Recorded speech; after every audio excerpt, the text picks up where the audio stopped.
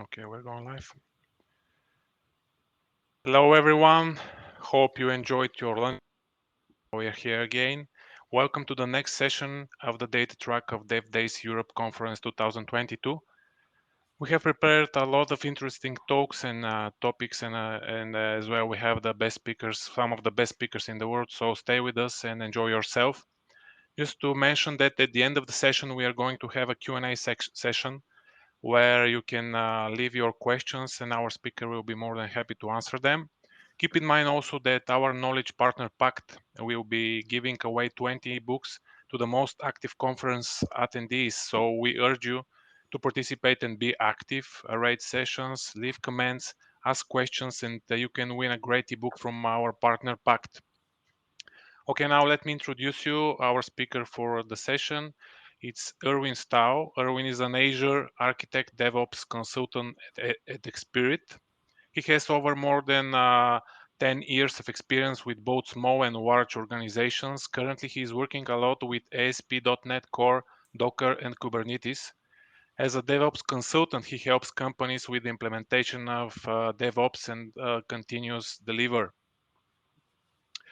The topic for his talk is very interesting. It's database-per-tenant architecture using .NET Core and Azure SQL database. And in this talk, Erwin will take you through how to set up a database-per-tenant architecture and application using .NET Core and Azure SQL database. He will also discuss how to manage the infrastructure, how to add a new tenant and therefore a new database, how to connect to a specific database, do cross-database reporting, and much more. So stay with us.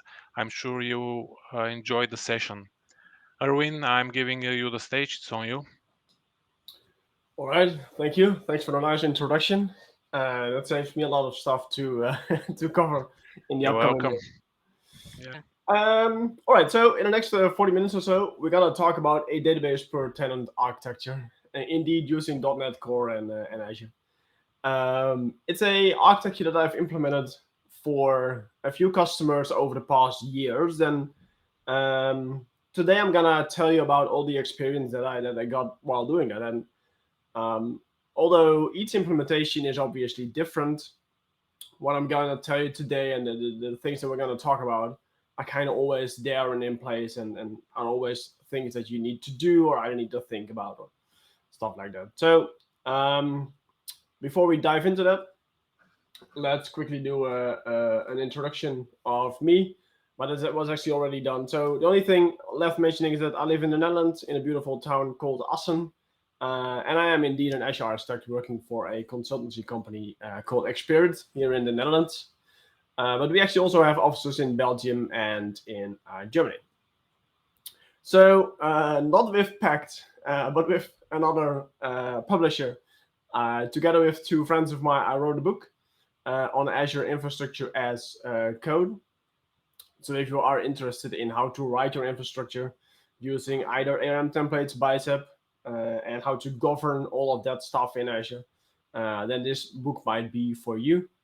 You can currently get the online version, the ebook, and the printed version will be out in like 2 months or so. If you go to the link on the bottom of the screen, then that's where you can actually find the book. And using the code that you see there, you get a 35% discount on the book. So if you want to, please go there and buy the book. And I actually also have 3 coupon codes to give away to get the book for free. So if you are interested in the book, please let me know in the chat. And after the session, I'll draw 3 names there and make sure that you get the code to download it for free. All right.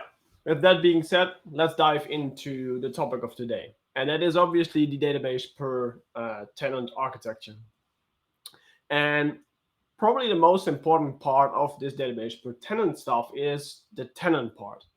So we're going to talk about an architecture in which there obviously it is a database per tenant. And when we say tenant, you could actually also read customer.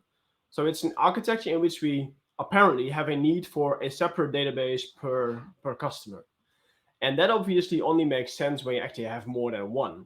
So when you have a lot of customers that for some reason, and we will get to that, do need a database for themselves. And why that is, and why you might want to go that way, that we're gonna discuss that during this session to see what problems that actually can solve for you. And what we see, and what I've seen with implementing these type of architectures with clients, is that it's mostly done when clients build themselves a software as a service offering. So you probably all know, but it's an offering, a piece of software that has a licensing model to it. Clients often pay a small monthly fee or something to be able to use your software. That piece of software is hosted and delivered from the cloud. So clients and customers don't need to install anything themselves. They just use their web browser or their mobile phone or whatever to access your software and to use your software. And this type of architecture is especially useful in these type of scenarios. So before we dive into the details of the choices you have on the data level, which is obviously what we're going to talk about today, let's take a step back first and see what type of architectures you can actually build in general for your software and your infrastructure if you want to host and build such a software as a service, such a SaaS application. There's basically two types of architectures on each end of the spectrum that would be useful in while building a SaaS application. First, there's the single tenant architecture. In this type of architecture, you have a complete stack of software and infrastructure deployed for each tenant, each customer individually. So each customer gets its own compute, gets its own data source, etc., etc. When a new customer wants to onboard, a new tenant wants to use your software and starts paying for it, what you then need to do is create again the entire infrastructure specifically for this client and host the software specifically for that client. Give it its own compute and again give it its own data layer. And there's a few reasons why you might actually want to do this. First of all, you get obviously full isolation between tenants. They all have their own stack of compute, their own stack of data. So there's obviously full isolation between them, which might enhance security because they obviously can't access each other's data, for example, since that's completely separate from one another. You also don't have the noisy neighbor problem, since there isn't just one tenant, one customer that can fully utilize the compute power and thereby impact others, since other clients simply have their own compute, which is totally separated. So that's also a plus. When you look at the data side of things, then things like creating a backup of just a single tenant and restoring the data from a single tenant is obviously in this model very easy. You can just create a backup of a database and restore that for a specific client. And also stuff like doing customizations per client, per customer, are a bit easier compared to when you would host this in a multi-tenant architecture, on which we will talk in just a bit. That is because you simply deployed it all independently. So you could more easily choose to get a bit higher performing compute, for example, or you might choose a different type of data store for a particular client. That's a bit easier to do in this model since all the infrastructure is being separated and isolated anyway. There's also a few downsides to going for this particular model when building a software as a service offering. Obviously, there's the setup part of things. When a new client wants to join, you need to provision all the infrastructure, deploy all the software, etc., instead of just creating an account on the platform. So I've been working for a client in which we used this type of architecture to host our SaaS application.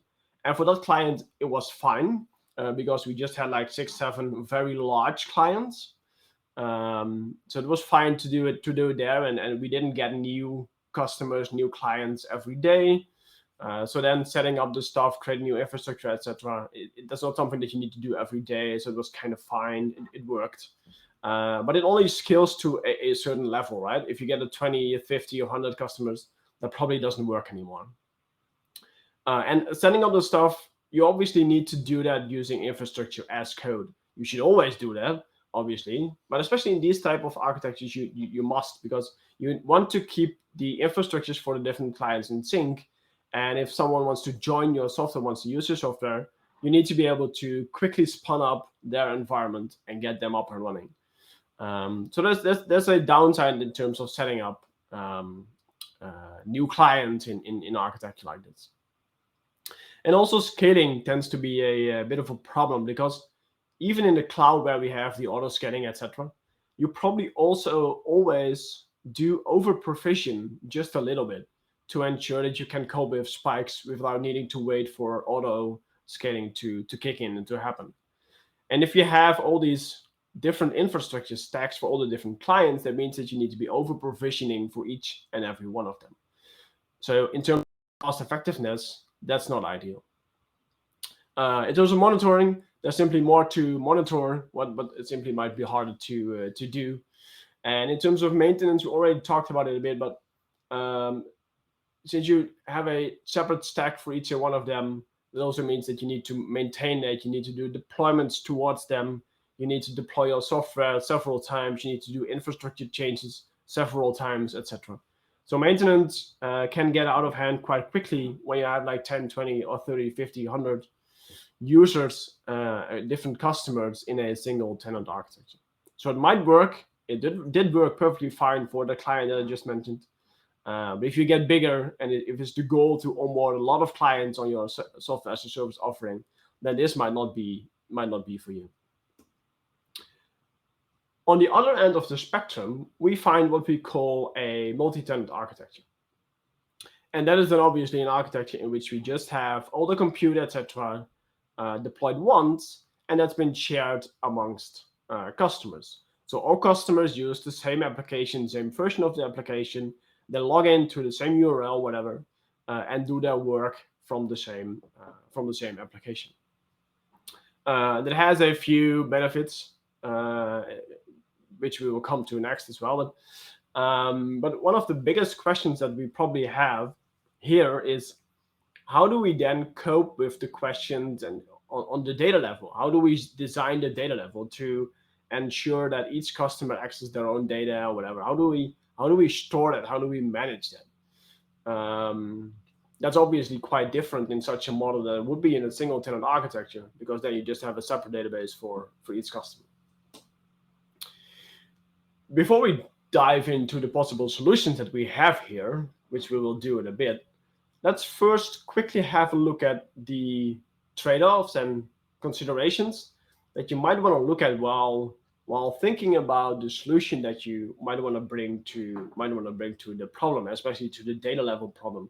How are we going to store the data for all the clients individually in the multi-tenant architecture? How are we going to do that? So there's basically 4 areas that we could have a look at. So there's tenant isolation, there's cloud resource cost, there's your daily operations and engineering practice. How are you going to do that? And there's also scalability. How are we going to scale in this type of model? Or how do we scale the database level that it actually works for 10, but also thousands and 10,000s of customer tenants on our platform? All right, let's start with tenant isolation. You obviously want to ensure that when you have a multi-tenant architecture, a piece of software that multiple users use, they obviously need to be able to only access their own data. So you need to have some protection in place to ensure that not tenant A can actually get to the data of tenant B and vice versa. So how are you going to do that? How are you going to store your data in such a way that you can ensure that that will never happen? You also need to think about a noisy neighbor problem. When you have a multi-tenant architecture, how are you going to ensure that not just a single tenant, single user can use all your compute resources on both the web level, for example, but also the data level? How are you going to ensure that that cannot happen? How are you going to protect them? You also need to think, especially on the data level, about how are you going to do backup and restore actions?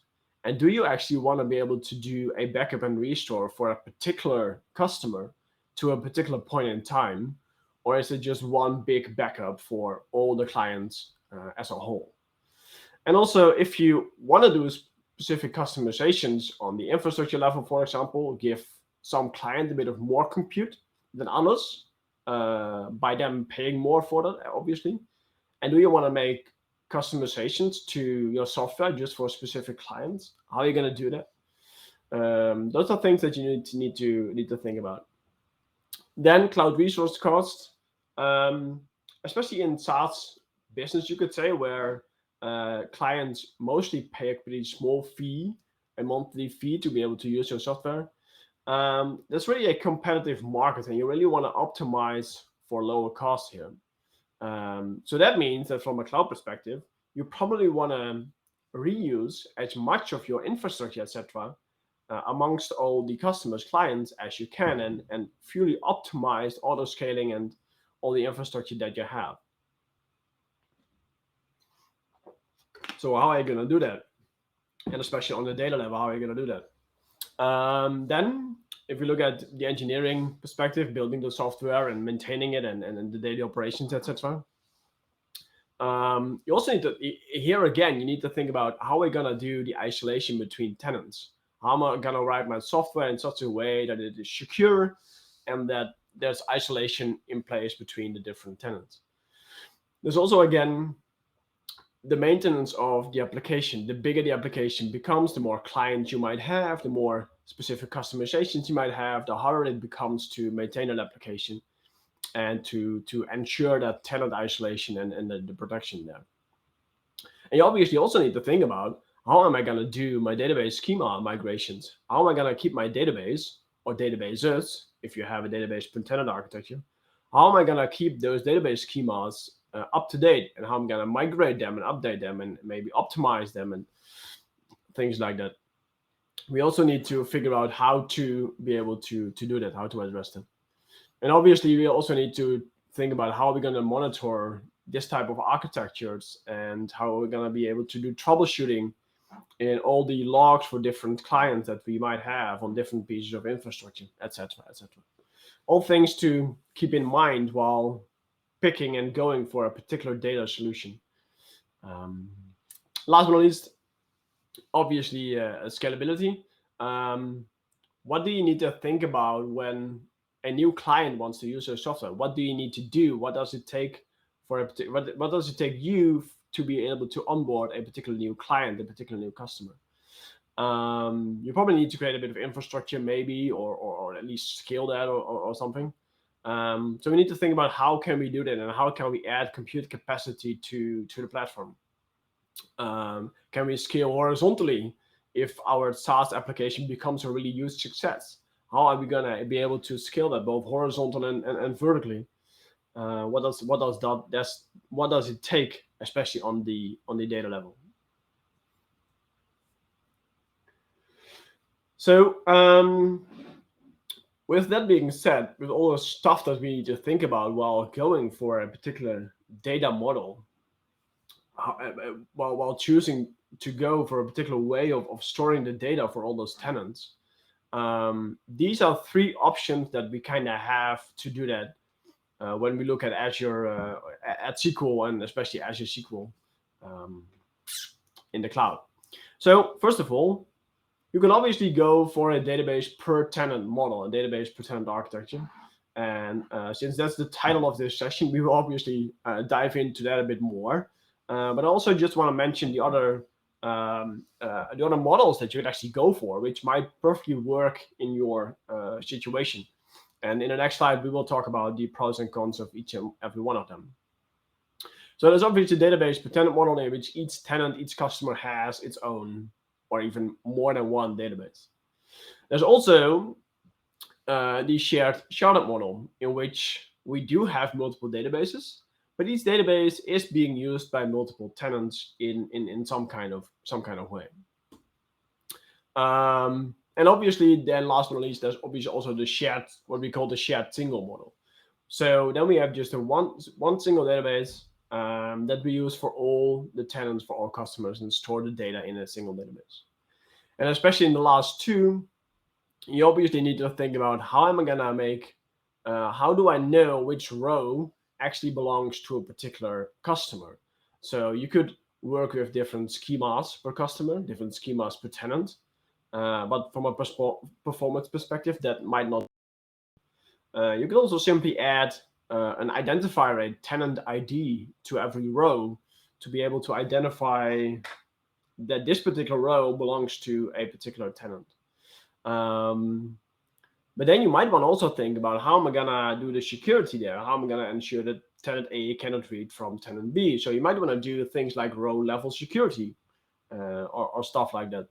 So that's all things you need to think about in especially the last two data models. And so when we plot those three models into this nice diagram, having the and then looking at the tenant isolation that you get from them versus the resource sharing that you get from each of one of them, then this is kind of what we get. Let's start with the shared single model in the right bottom corner. So as you see, with that particular model, we obviously get full resource sharing. There's just a single database. So that's the fullest as we can get in terms of sharing resources between all the tenants, obviously. But tenant isolation, on the other hand, is obviously very limited. It's all in the same database, so you really need to fix the tenant isolation in the application, which means that you need to do it there, and need to maintain it there, and need to do the security on that level. And also the scaling here, the amount of scaling that you can do is limited by the hardware that you have. Is limited by the biggest database that you can get in the Azure cloud, for example. So that's the limit that you see there on the scaling level.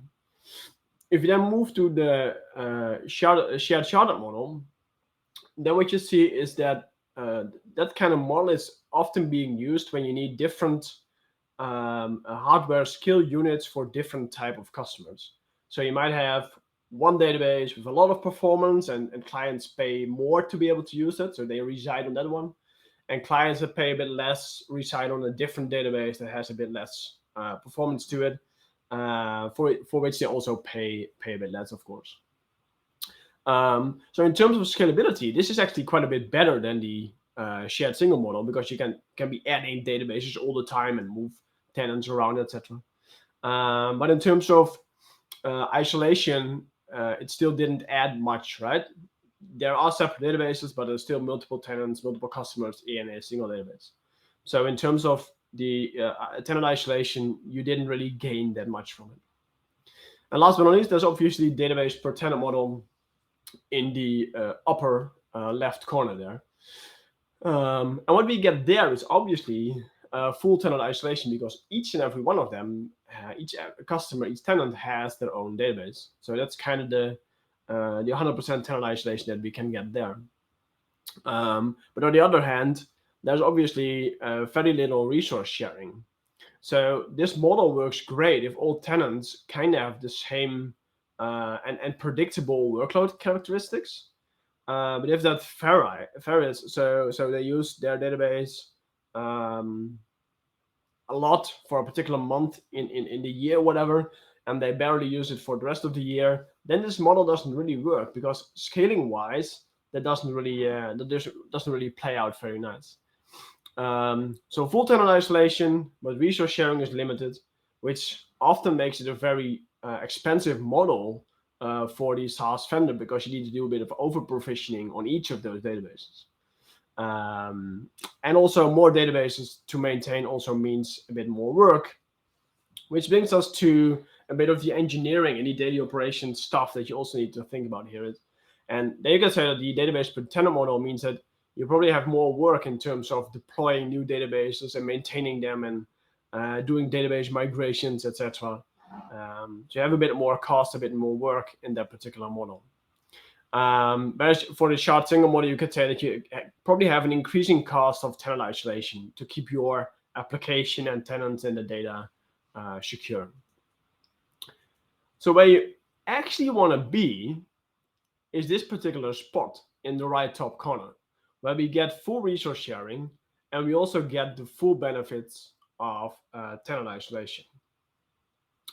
And luckily, this is where the database-per-tenant architecture with what we call the elastic pools, which we come to next, actually lives. So there is a model and a piece of resources in the Azure cloud that allows us to be just right here. And that's probably the best place where we can be. So the answer here is to use the Azure SQL Elastic pooling capabilities.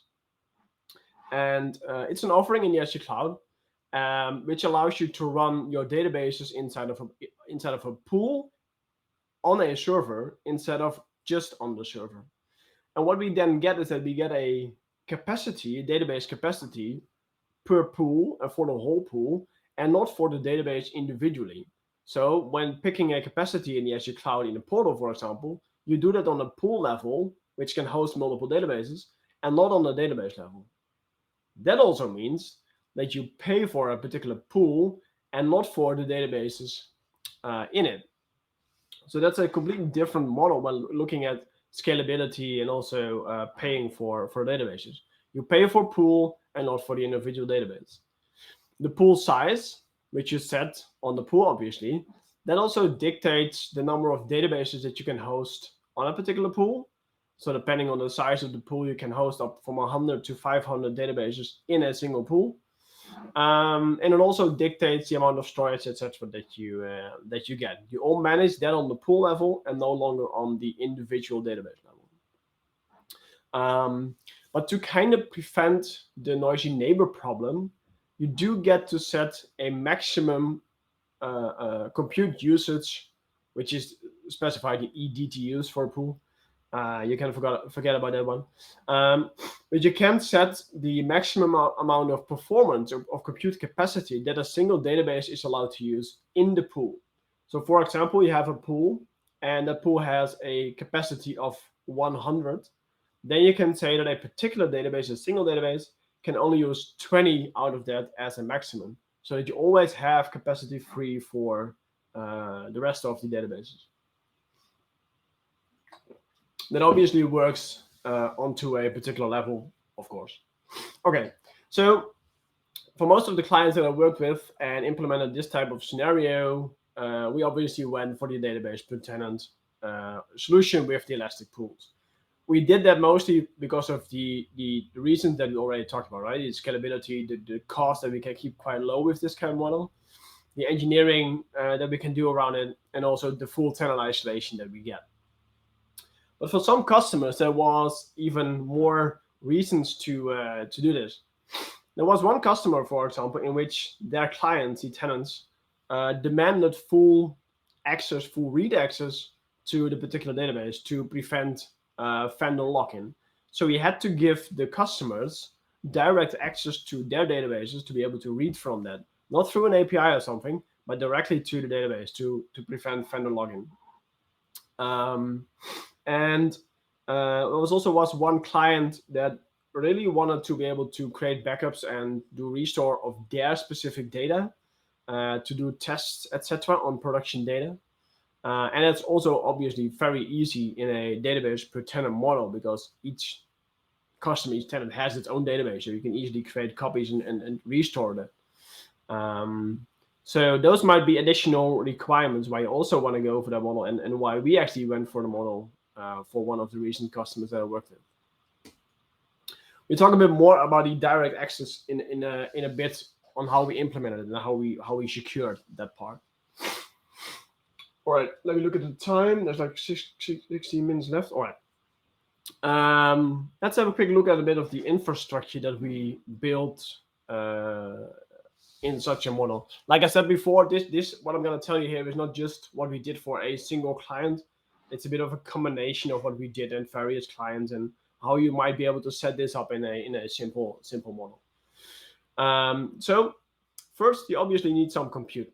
So what we show here is that you could use Azure Functions, or you could use the Azure Web Apps, for example. You also then obviously need a place to store all the tenants' data. You need the pools, which you see down here, where you actually run the databases of the specific tenants. So you need somewhere a server and pools to store that.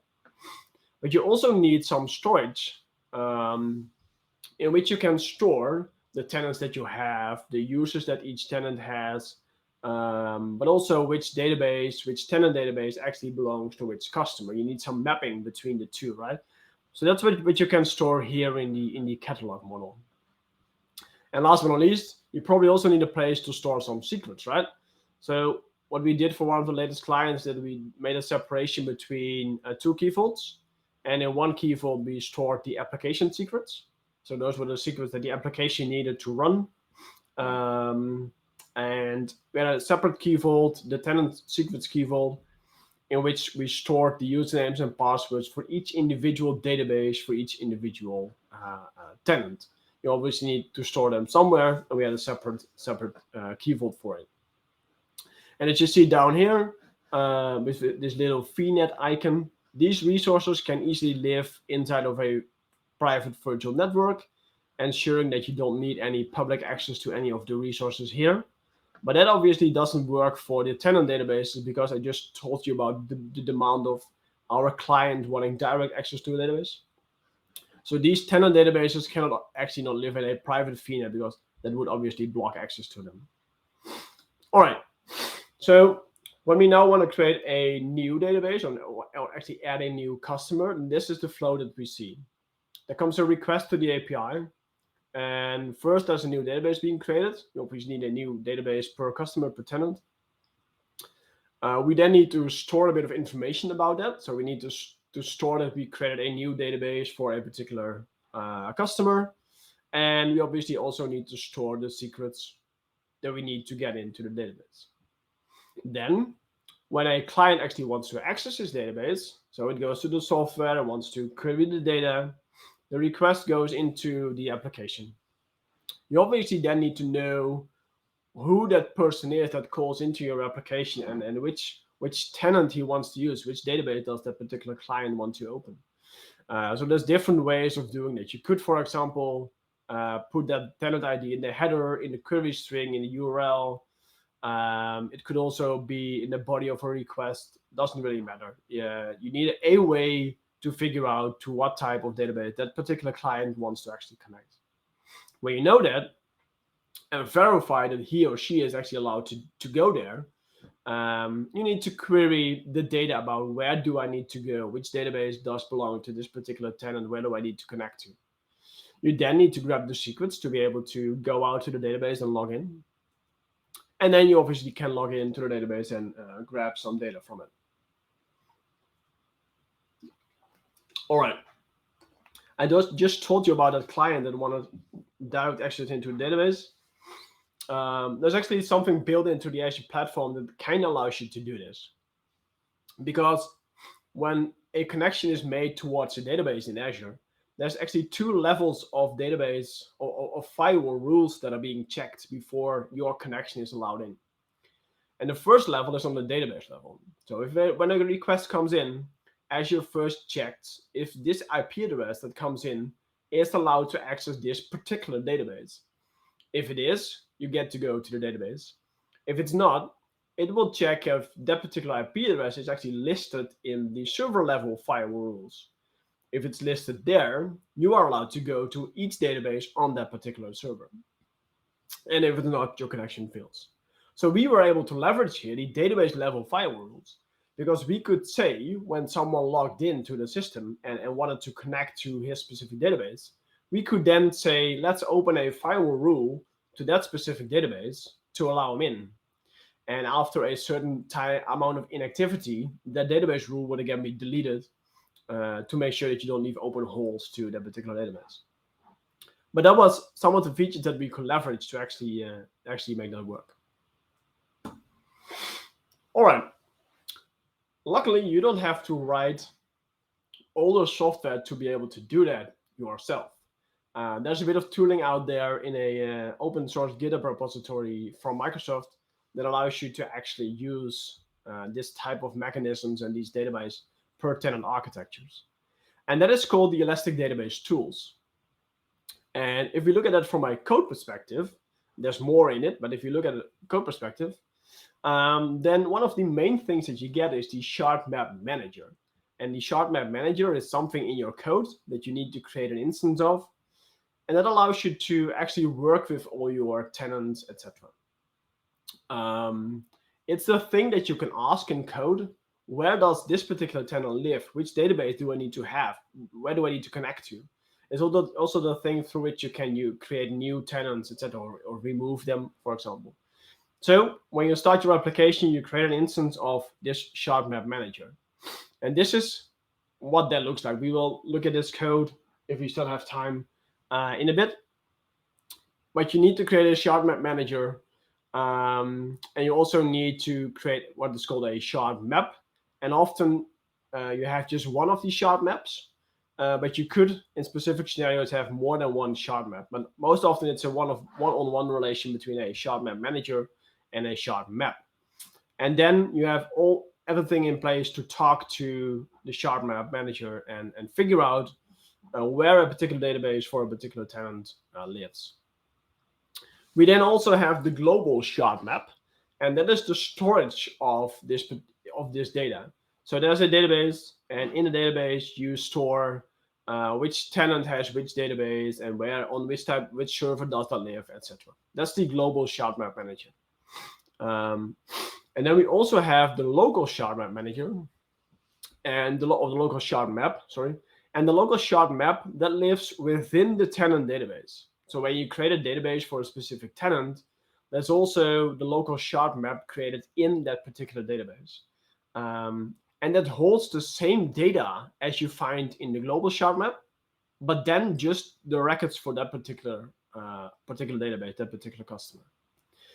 And that is needed because the instance of the shard map manager in your code, when it starts and you ask to query a particular database, it will cache that data so that it doesn't have to go out to the shard map manager all the time, the global one.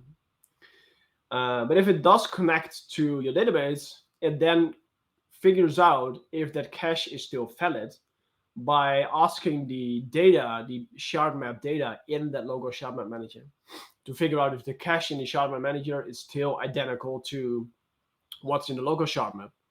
And that's a nice system because you can do that validation if that cache is still valid on that tenant database instead of this local shard map database, which otherwise would be probably hammered with requests. And now we can distribute those requests across all the tenant databases. So when you create the shard map manager, you see that a lot of data, a lot of tables in your database are being created that the system uses to store the data. It also creates a few stored procedures to work with. And that same thing also happens in the tenant-specific databases. Also, there are a few of the tables are being created to store the tenant-specific data. All right. So another important thing to know is that when working with this system, there's 3 sets of credentials that you get to use. First of all, there's the management credentials. Those have read-write access on the global shard map. So you use those credentials to actually create new tenants, for example, or to remove them. But it's also the access credentials. Those are read access credentials on the global shard map that you just need if you want to query where a particular tenant lives. Then you can just use read-only connection. And last but not least, there's obviously the connection credentials. And the connection credentials are the credentials used to connect to one specific tenant database. So there's different sets of credentials to ensure that not a single set of credentials can access all the data at any given time. You always need at least 2 of these sets to be able to read all the data to protect that. All right, we have like a few minutes left. Let me, I'm going to skip some things here. The tooling supports two types of shard mapping. Obviously, the single tenant per database option that we use here. There's also the multiple tenants per database. That is the sharded model that we also talked about. That's also supported. The tooling also, especially in the multiple tenants per database model, supports moving tenants, deleting them, splitting them, merging them, etc. The tooling also supports cross-tenant reporting. So you can actually create a query and fire that query across all your tenant databases to do a bit of reporting, for example. That's also built into the tooling. And last but not least, you get out of the box what we call elastic jobs. And elastic jobs are a way to run a bit of SQL code from an agent and run it across all your databases in a specific pool or in a specific database. And this is ideal to do a bit of automation task, maybe do schema changes, etc., etc. So it's a added feature that you get to do with management, etc., on top of all the databases that you would have to manage in a database-per-tenant architecture. Arvin, I think we will need to answer some of the questions. We have 3 questions, if you Yeah, are ready. sure. Yeah, sure. The first one is from Alexander. How would you go about such a situation? All tenants have a separate database initially, but in the future, tenant A and tenant B want to merge so that A can see B data and vice versa. The rest of the tenants stay the same. How to adjust the architecture? And we have 2 more questions for the rest of the 4 minutes. Right. That is a nice one. The question is if depending on how you've built your software, you probably have the question: do I need to make sure that both tenants can actually see both databases, or do I actually also need to merge the actual databases and merge the data? Um, the last thing, that merging the data, if I'm correct, that's actually supported by the database tooling. Um, but the point is, if you go for a database-per-tenant model, then within the database, you probably don't have an identifier to know which row belongs to which tenant. So combining that data um, is probably more of a business problem than a technical one. You need to figure out how you can actually combine the data and still make sense. How do you handle duplicates within those two databases, for example? Um, so it depends a bit on what you actually mean here, how hard it's actually gonna be. Mhm. I hope that Okay, kind of answers the question. thank you.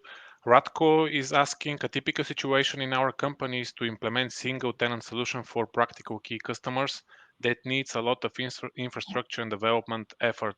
And then from there, replicate this arc on several tenants, which might range from several to hundreds of tenants. What could be a target architecture in this situation, in your opinion? Um, I'm not entirely sure if I actually get that question. Um, all right, Yeah. let me quickly read it. Mhm.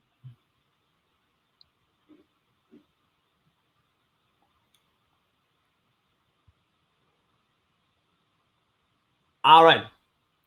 So you actually wanna go for the single tenant architecture because you need a lot of infrastructure for each client. All right. Yeah. So the single tenant architecture is actually pretty simple.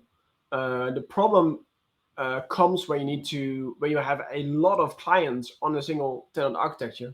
You then need to manage a lot of clients, a lot of deployments, etc. So the architecture of the software itself doesn't tend to be the biggest problem.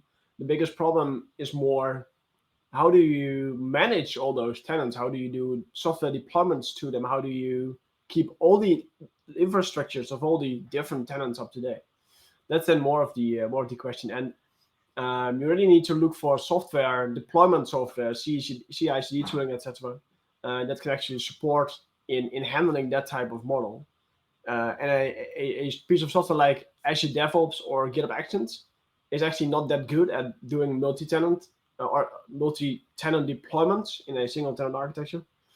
You might want to look at Octopus Deploy, because Octopus Deploy actually has this multi-tenant deployment thing built into the product. So if you look at it from a CI/CD perspective and a manageability perspective, you might want to have a look at that tooling. I hope that Okay, I got the question right then, and that actually was an answer. thank you. And the last one for today, because we don't have time really. How long does it take to spin up new database in Azure Elastic Pool? Can it be completely automated? For example, when user subscribes to paid software as a service plan, where to put free users' data in this scenario? Good question. Good question. The pool itself is actually spin up very quickly. It takes a bit of time to deploy the actual database, but that's like half a minute or so. You can fully automate that. Yeah, sure. We actually did that. We set a maximum of 200 databases on a particular pool, and then the software would figure out that the pool is full, and it would create a new pool in Azure. So you can fully automate that.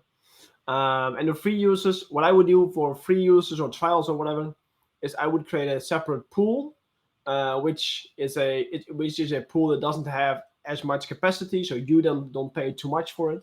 And I would store all the probably all the free users at least on a bit of a smaller pool, so that it doesn't cost too much. Okay. Thank you very much for your presentation, Erwin. It was very informative, very interesting. Thank you for the answer of the questions of our attendees.